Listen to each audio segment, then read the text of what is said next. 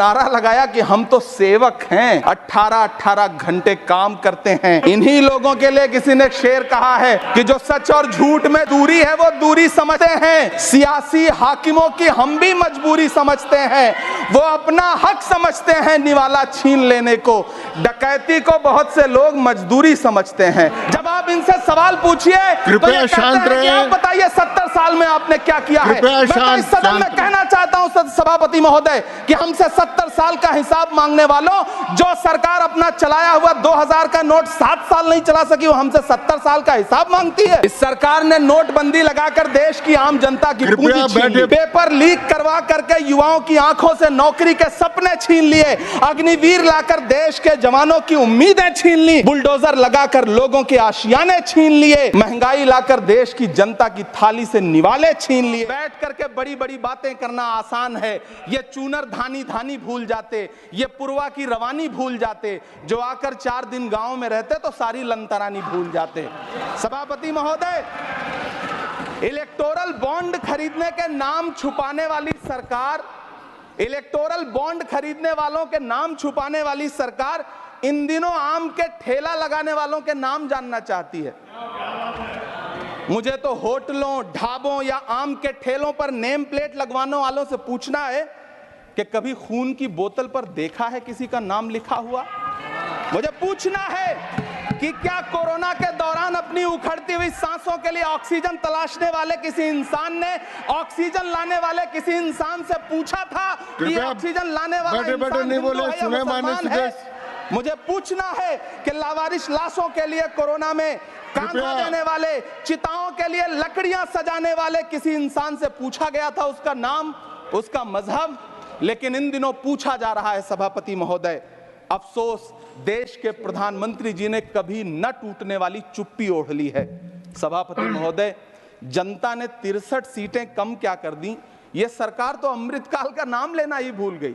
ये भूल गई है अमृतकाल को, ये भूल गई है मनरेगा को, ये भूल गई है मौलाना आजाद नेशनल फेलोशिप को, ये भूल गई है मणिपुर को, ये भूल गई है महाराष्ट्र को।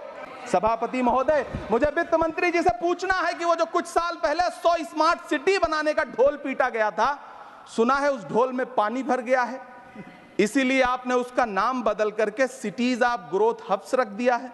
अच्छा है, नाम बदलने का खेल खेलते रहिए, आपकी कई सरकारें तो इसी वजह से चल रही हैं।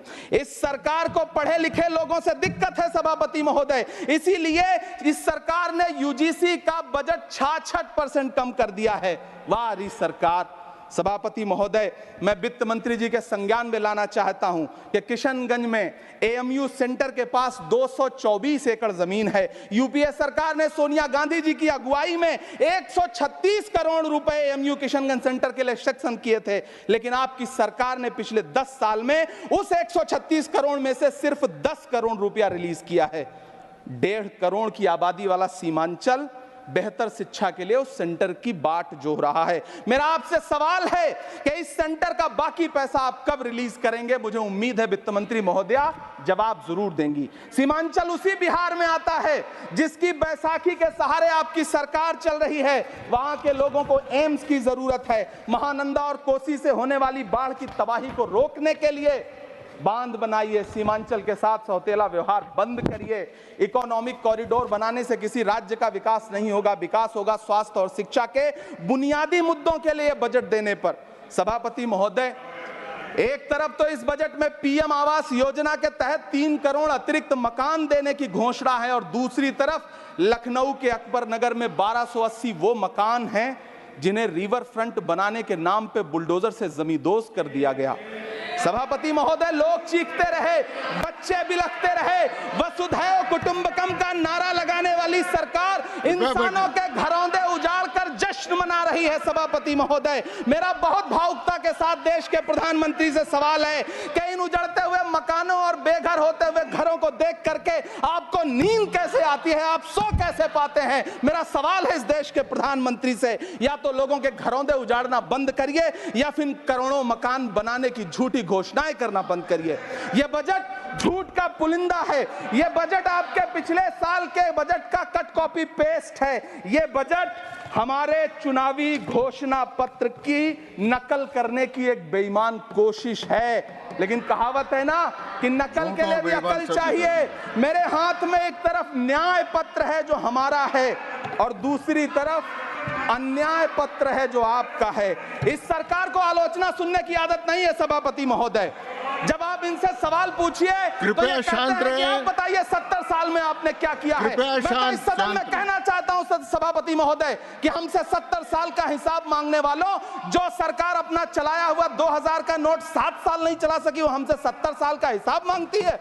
सभापति महोदय, मैं अंत में आपसे यह कहना चाहता हूं, यह बजट बैसाखी पर टिकी हुई सरकार का कुर्सी बचाओ बजट है। इस बजट में राज्यों के साथ, किसानों के साथ, नौजवानों के साथ, महिलाओं के साथ, देश के मिडिल क्लास के साथ अन्याय किया गया है और इस अन्याय का खामियाजा आपको महाराष्ट्र, हरियाणा और झारखंड के चुनाव में भुगतना पड़ेगा।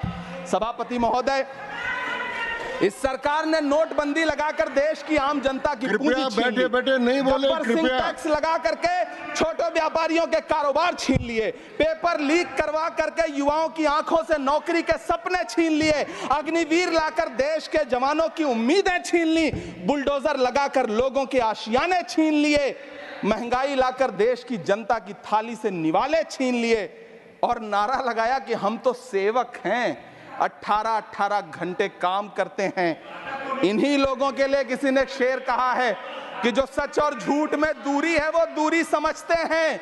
सियासी हाकिमों की हम भी मजबूरी समझते हैं, वो अपना हक समझते हैं निवाला छीन लेने को।